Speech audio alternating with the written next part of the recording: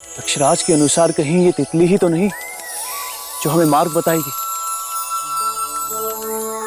जब ना दिखे रास्ता और छा जाए मन पर अंधेरा, रंगों से मिलेगी तब दिशा, अवसर होगा वही सुनहरा।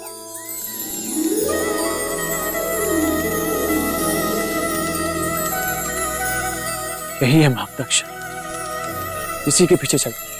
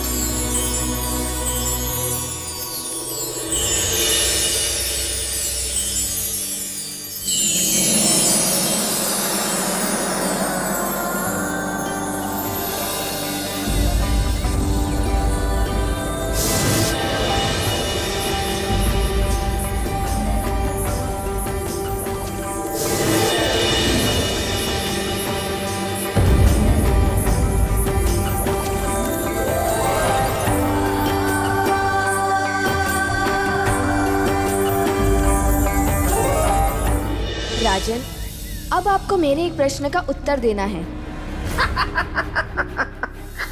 कठिन है, आपका प्रश्न बहुत कठिन है जो आने वाला है। मुझे पता है ना देवी, आपके प्रश्न का उत्तर राजा भोज दे ही नहीं सकते, इसलिए मत पूछिए। पूछिए देवी।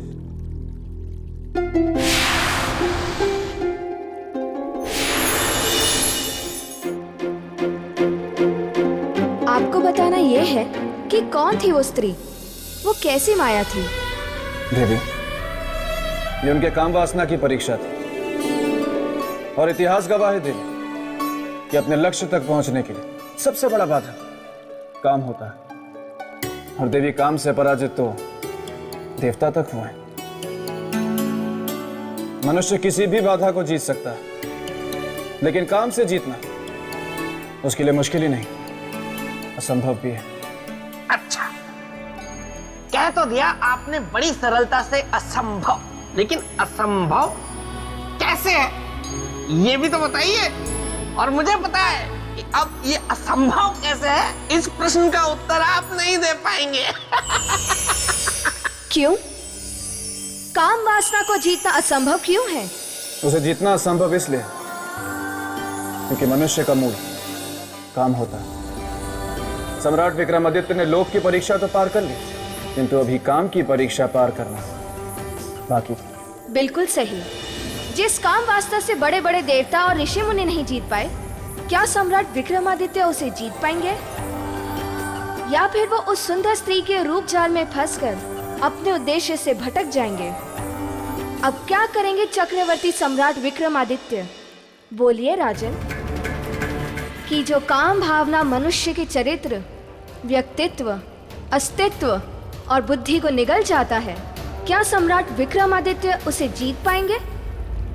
देवी, यदि मन पर नियंत्रण हो तो काम की परीक्षा को पार करना संभव नहीं है।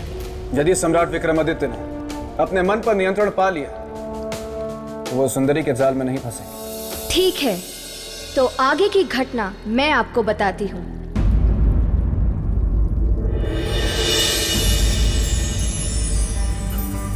आपका स्वागत है विक्रमादित्य। प्रणाम देवी। आप हमें जानती हैं? कौन है आप? प्रकृति की पुत्री, रस, रूप, रंग और सुगंध हूँ। रहना चाहती मैं आपके संग हूँ।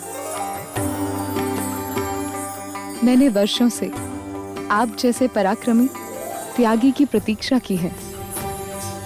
अब कहीं जाकर आज मेरी प्रतीक्षा पूरी हुई है। क्या आप अपना सब कुछ त्याग कर मुझे अपनाएंगे?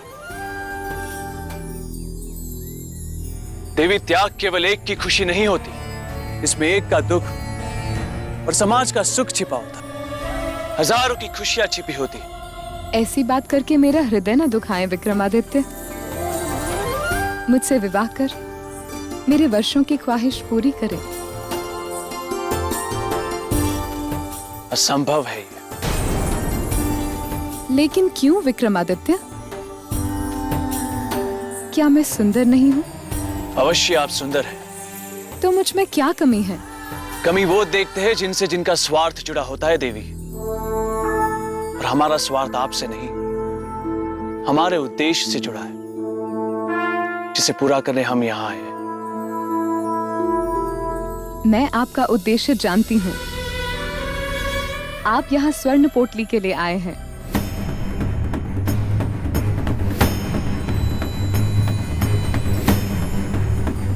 सही जानती है आप। तो आप मुझसे विवाह कर लें और ले जाएं स्वर्ण पोटली। हम स्वर्ण पोटली आपकी कृपा से नहीं, हमारे पराक्रम से प्राप्त करना चाहेंगे।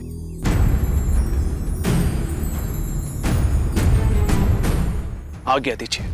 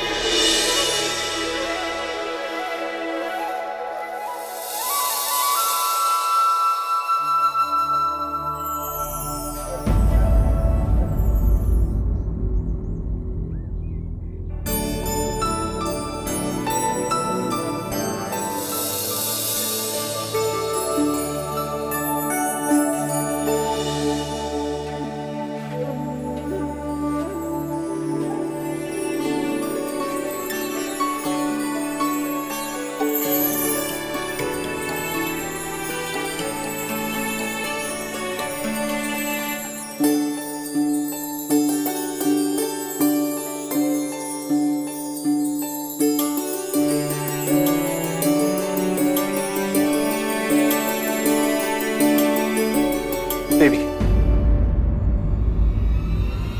क्षमा करो देवी, पर इस प्रकार का व्यवहार करके हमें लज्जित ना करो। सम्राट, मैं आपको लज्जित नहीं कर रही। मैं तो आपसे विनती कर रही हूँ। आपकी विनती बेकार जाएगी देवी, क्योंकि हम विवाहित हैं और प्रेम हम केवल अपनी पत्नी से करते हैं और सदैव उन्हीं से करते रहेंगे। किसी अन्य स्त्री से प्रेम कभी नहीं। क्षमा कीजिए।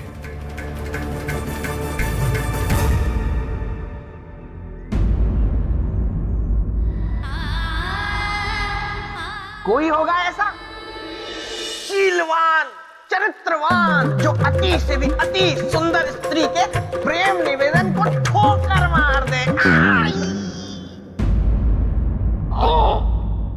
बेताला ठीक तो है?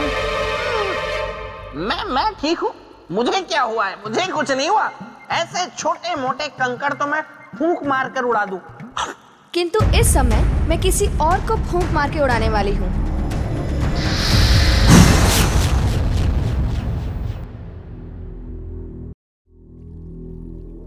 तो राजन, सम्राट विक्रमादित्य ये कहकर वहां से चल दिए कि वे सिर्फ अपनी पत्नी से प्रेम करते हैं।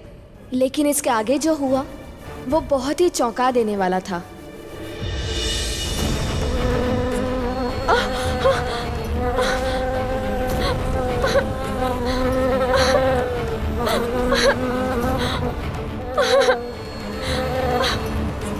विक्रमादित्य, मेरी रक्षा कीजिए।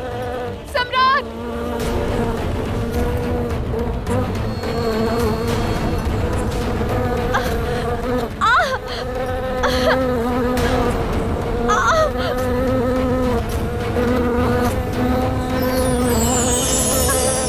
विक्रमादित्य! विक्रमादित्य।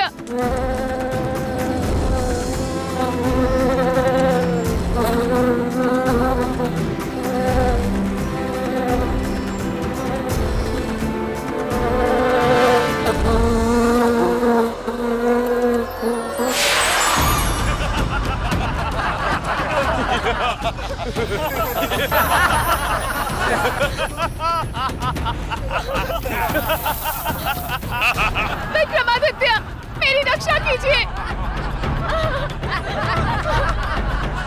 विक्रमादित्य, मेरी रक्षा कीजिए। चिल्लाओ मत, चुपचाप हमारे साथ चलो, हमारे राजा के पास, वो तुमसे विवाह करेंगे। किंतु मैं उनसे विवाह नहीं करना चाहती। विक्रमादित्य, मेरी रक्षा कीजिए।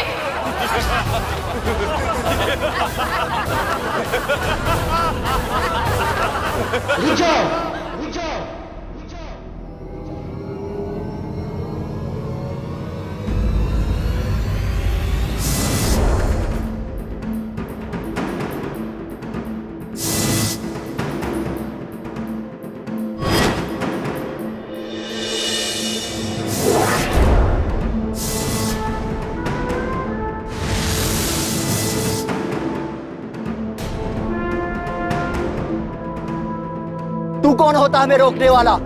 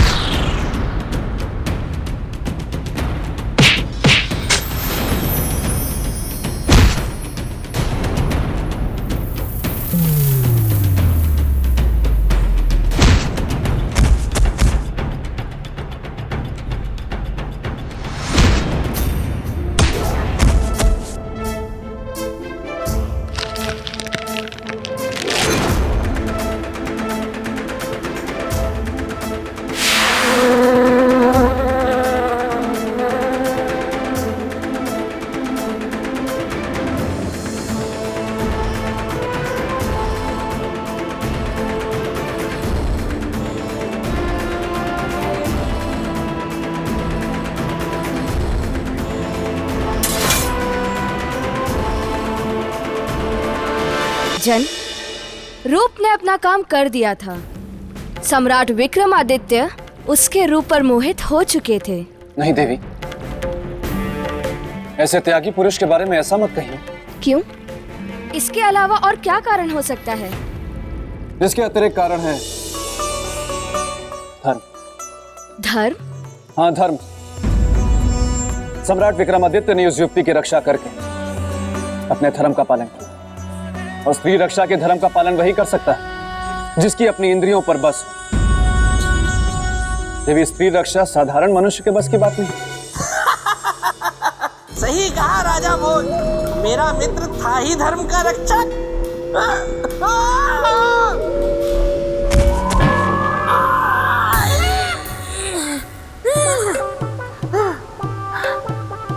अच्छा हुआ किसी ने देखा नहीं।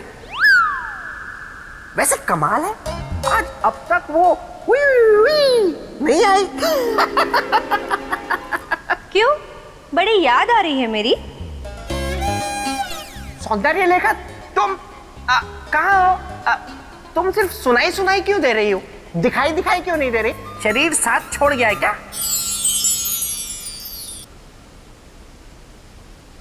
कहाँ हो ये?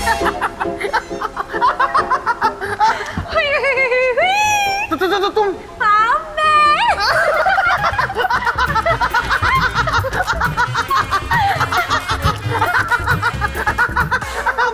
बस बस बस बस अब और नहीं हंसा जा रहा।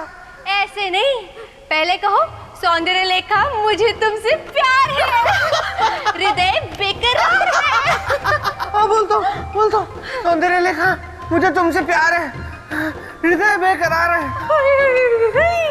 अच्छा सुनो, क्या तुमने विवाह कुंडल को बुलाया? अपने विवाह का मुहूर्त निकाला? कौन सा विवाह? कैसा विवाह? किसका विवाह? देखो सौंदर्य लेखा, मैं हूँ बेताल, गले नहीं देता किसी की दाल।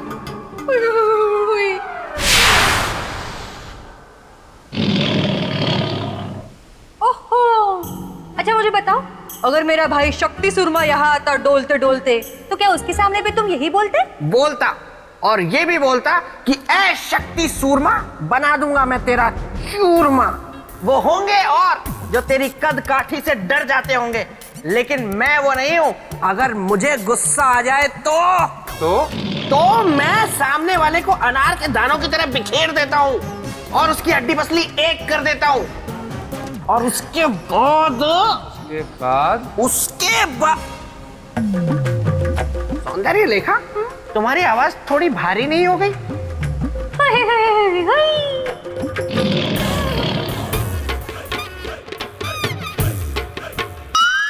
तो तुम मेरी हड्डी पसली तोड़ दोगे? प्रश्न ही नहीं है। मुझे अनार के दानों की तरह बिखेर दोगे?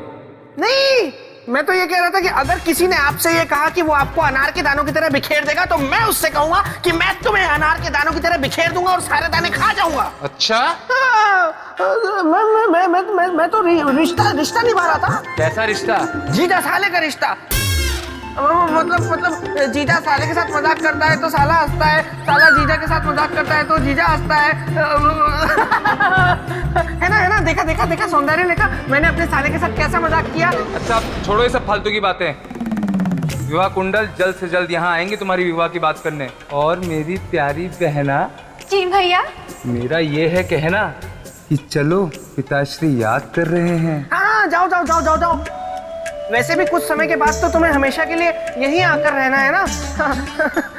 फिर दोनों साथ में इस पेड़ पर लटकेंगे।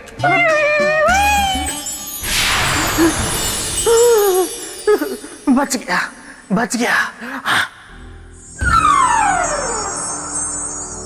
राजन, एक महान योद्धा की तरह, एक महान राजा की तरह, एक महान पुरुष की तरह अपना बल, सामर्थ्य और पौरुष का परिचय सम्राट विक्रमादित्य ने दे दिया।